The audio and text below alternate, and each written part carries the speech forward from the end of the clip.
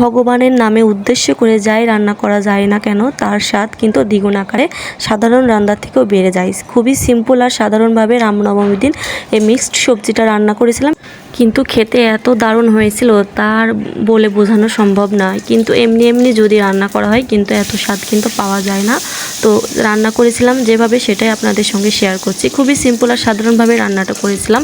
প্রথমে সবজিগুলোকে সব কেটে নিয়ে সেদ্ধ করে নিয়েছিলাম। প্রথমে কড়াইয়ের মধ্যে একটি ডাল দিয়ে দিয়েছিলাম, মটরের ছোট ডাল। সেই ডালটা সিদ্ধ হওয়ার পর সেই ডালের মধ্যে আমার পছন্দ মতো মিক্সড সবজি কেটে নিয়ে সিদ্ধ করে নিয়েছিলাম। সিদ্ধ করার পরে আমি এই যে তেলে ফোড়ন দিয়ে সবজিগুলো দিয়ে দিয়েছিলাম। সবজির মধ্যে নিয়েছিলাম পেঁপে, আলু, ঝিঙ্গা আর লাউ পাতা, লাউ ডাঁটা আর পটল। এই ছিল আমার সবজি। তো সবজি আর দিয়েছিলাম ছোটো মটরের ডাল। তার সাথে ছোটো মটরের ডালটা আমি কড়াইয়ের মধ্যে আগে থেকে সিদ্ধ করে নিয়েছিলাম। তারপরে সিদ্ধ করা ডালের মধ্যে সবজিগুলো দিয়ে মরিচ এবং কিছুটা সয়াবিন তেল দিয়ে সিদ্ধ করে নিয়েছিলাম। তারপরে এই যে তেলে দিয়ে দিলাম জিরা, শুকনা মরিচ আর তেজপাতা ফোড়ন দিয়ে সবজিটা দিয়ে দিলাম। তো তারপরে একটু ধনে গুঁড়া ছিটিয়ে দিয়েছি। তো আমি খুবই তাড়াহুড়োয় রান্নাটা করেছিলাম, হাতে খুবই সময় কম ছিল। তো তার মধ্যেই রান্নাটা যে এত ভালো হবে বুঝতে পারিনি।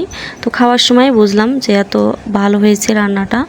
তো সাধারণ আর সিম্পলভাবেই কিন্তু রান্নাটা করেছিলাম, আহামরি এমন কিছু অ্যাডও করিনি, মিশাইনি। খুবই সিম্পল আর সাধারণ ছিল। এদিকে আমি আমার নিজের রান্নার প্রশংসা নিজেই করে যাচ্ছি।